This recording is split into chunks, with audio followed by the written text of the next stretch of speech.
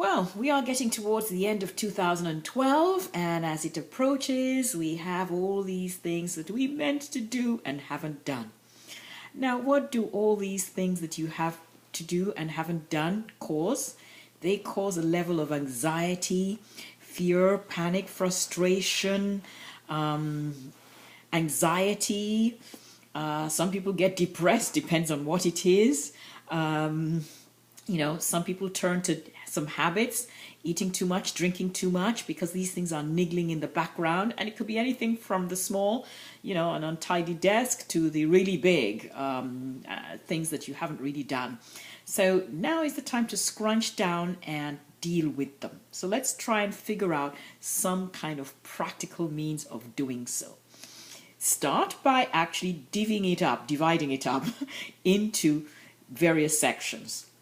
Things that have to do with your finances, to do with your relationships, to do with your health, to do with your spirituality, obviously finances, your career, your recreation, spirituality, if I've mentioned that. Just have the various categories there, and then write down in order, in various, all the small things and large things that you feel that need tidying up, completing. Now, once you've done that, go through the list and determine which ones can be dealt with immediately, because some can be dealt with in relatively short order, which ones need longer term, and which ones can be delegated. And in this list, guess what? There are some that you can actually just simply say, I'm not doing that, I'm taking it off my list. But the sheer act of having it down and deciding that you are no longer going to do this or pay any attention to it leaves you with a lightness of being that allows you to tackle the other things. So actually cancelling something off your list is much better than allowing to linger and thinking you need to get back to it. Evaluate. Do I really need to do this? If the answer is no, toss it off the list. Gone. Done. Now, once you've done your to-do list, which is, should it be done immediately? Should it be delegated? Or should it be done in a longer time frame? Then you can allocate resources in terms of, what do I need? What plan of action do I need to get this done? Do I need people? Do I need money? What do I need to get this done?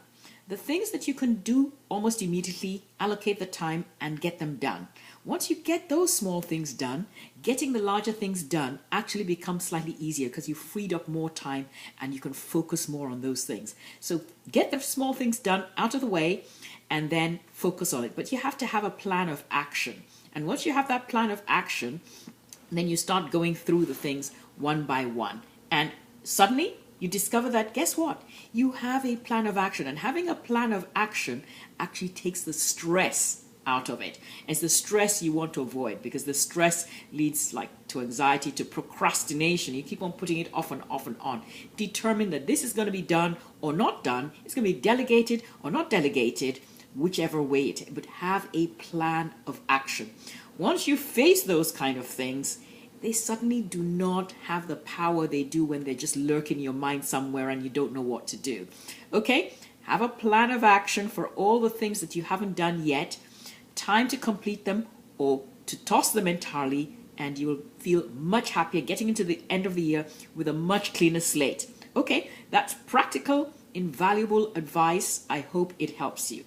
On that note, if you are a new viewer, why don't you sign up for the newsletter? You're going to have lots of special offers here, and continue listening and subscribing to the blog, and just look around the page for more. Okay, see you sometime soon. Bye.